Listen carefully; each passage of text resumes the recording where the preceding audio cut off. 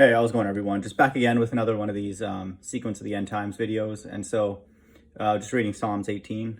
And so 18 is, to me, an incredible number. Just every time I'm reading a book that has 18 in it, 18 chapters, I'll look, for judgment and destruction and all that kind of stuff, because 18 is code for 666.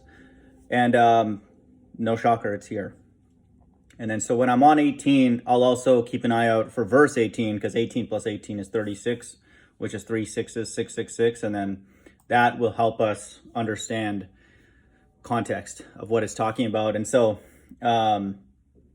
it's amazing, because in verse 18, it's they prevented me in the day of my calamity, but the Lord was my stay. And so that's the times that we're living in now. And so to me, like, these things help us, give us clues, here and there. It's not the only thing to look for, but I would pay attention to where verses are placed, and it gives us a sense of the time periods, and especially because we see 666 all over the place right now. It helps us understand certain passages in the Bible. So Psalms 18, again, the sequence of the end times is salvation, a time of wrath, Christ returning with his elect to destroy, and then the kingdom. And then we'll see that here. Psalms 18, I will love thee, O Lord, my strength. The Lord is my rock and my fortress and my deliverer. First thing, my God, my strength, in whom I will trust, my buckler and the horn of my salvation and my high tower. And so right away, second verse, we see deliverer, salvation right off the bat. So check. I will call upon the Lord, who is worthy to be praised, so I shall be saved from my enemies. And so again, we're talking about salvation here. The sorrows of death compassed me, and the floods of ungodly men made me afraid. And so we're going to see a time where a group of people feel surrounded, everywhere, every which direction, looking up and looking around and up. And we see that right now. The sorrows of hell compassed me about. The snares of death prevented me. And so death and hell are interchangeable, and one-to-one, in the sense that whenever you have death, you have hell. And whenever it's referencing hell, it's a place that things will die. And so that's again here. And so you see that many times in the Bible, not every time, but quite a few times you see death and hell together, and certainly in the book of Revelation, where death and hell are going to be cast into the lake of fire. And so death represents the body and hell represents this earth. And so that's happening, in the end times. And so the sorrows of hell is around a person here on earth, and that kind of thing. It's not like David's in hell and then the sorrows of hell are around him or something like that. Like, he's in heaven, but hell is around him, and all that kind of stuff. And then death is around him in a spirit world, really. Does that make any sense? Read that again. The sorrows of hell compassed me about. The snares of death prevented me. And so he's talking about himself, and so he's not in hell or anything like that. That's ridiculous. So this, again, I've done a video. I can put the link below that all 54 references of hell in the Bible refer to a physical place. That's very, very clear. And so David knows that, and then God's elect know that. And so the only people that are going to be saved are people that are aware of that. No one's going to be taken away who enjoy it here. Why would God do that? Why would God take somebody away who actually wants to be here? And so it should go without saying. Verse 6, in my distress I called upon the Lord, because they know that they're in hell, and they're surrounded by hell, and that kind of thing. And cried out unto my God. He heard my voice out of his temple, and my cry came before him, even into his ears. And so Christ is not in a temple in Israel or anything like that. This is in a spiritual temple, in the spirit world. And so this, again, is one of the many, many proofs that, Christ does not dwell in a physical temple, and all that. And so he's a spirit, and so his temple is of a spiritual dwelling. And we're reminded of that here. And God hears the voice of his elect. And so that's also said here. And so that's in verse 6, in the times that we live in now, 666. Verse 7, then the earth shook and trembled. The foundations also of the hills moved and were shaken, because he was wroth. And so now salvation's done, and now we're going to see Christ answering and what happens when he does. And so we expect to see wrath, and we already have that. There went up smoke from out of his nostrils, and fire out of his mouth devoured. Coals were kindled by it. He bowed the heavens also. Bowed, like he curved the heavens also, and came down and darkness was under his feet. And so this is also a reference to the fact that we live on a flat plane with like a arced ceiling, the firmament. And so just know that. And so that's another flat earth, reference and that kind of thing. And this is also telling us here, and darkness was under his feet, meaning that this is a time where God is bringing wrath, to the earth. And so the wrath is explicitly listed in Revelation 16. So just know that. And he rode upon a cherub and did fly. Yea, he did fly upon the wings of the wind. It's Christ returning on these UFOs. He made darkness his secret place, his pavilion round about him were dark waters and thick clouds of the skies. At the brightness that was before him, his thick clouds passed, hailstones and coals of fire.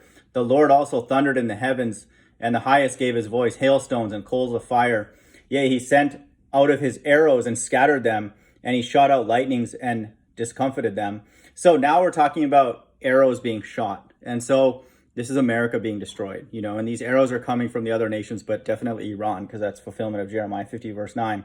And so just be aware of that. And so these are all consistent with other places that we talk about what God's wrath is going to be specifically, and starting with America. Then the channels of the waters were seen, and the foundations of the world were discovered at thy rebuke, O Lord, at the blast of the breath of thy nostrils. And so that's also a reference to Revelation 16, in one of the plagues. Verse 16, he sent from above, he took me, he drew me out of many waters. Verse 17, he delivered me from my strong enemy, and from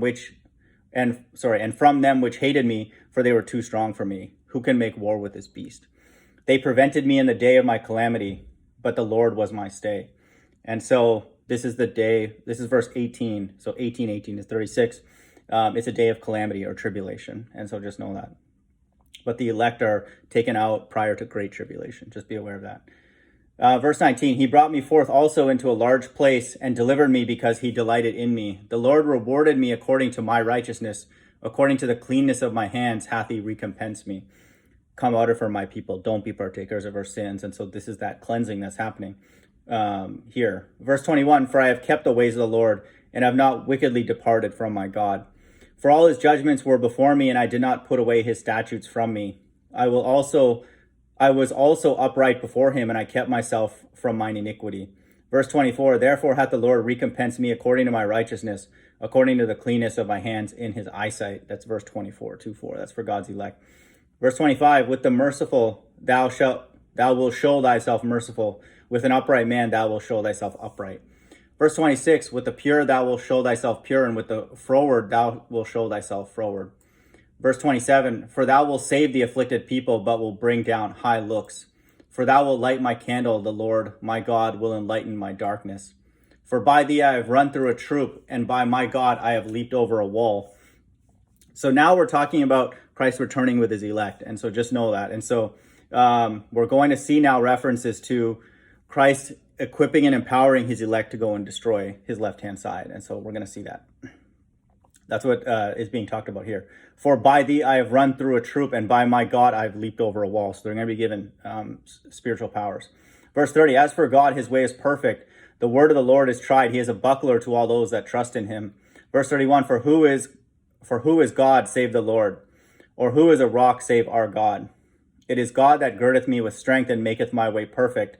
He maketh my feet like hinds' feet, and setteth me upon high places. This is when Christ returns with his elect, the holy mountain. He maketh my feet like hinds' feet, and setteth me on high places.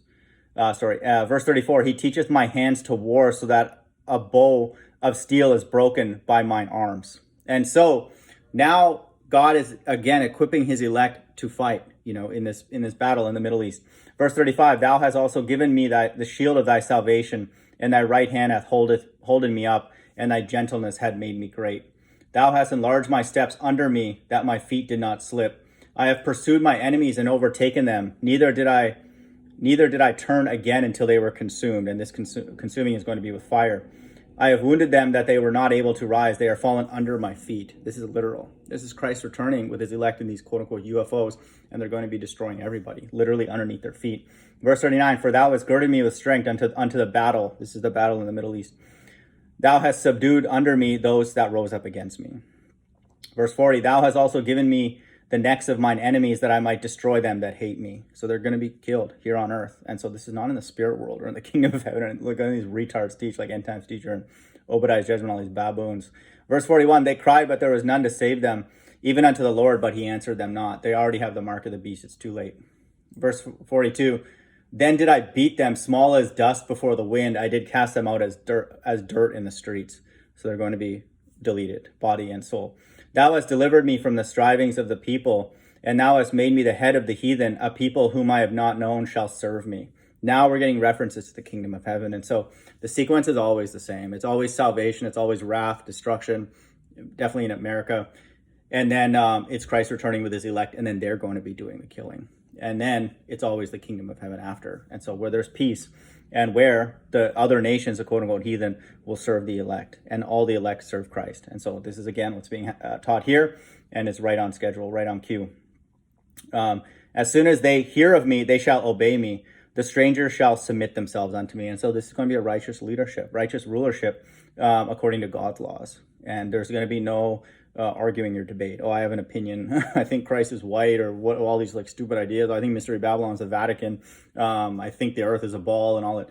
It's going to be God's way, or that's it. There's no two options at this point. And so just know that. Verse 44, as soon as they hear of me, this is verse 44, this is for God's elect. As soon as they hear of me, they shall obey me. The strangers shall submit themselves unto me.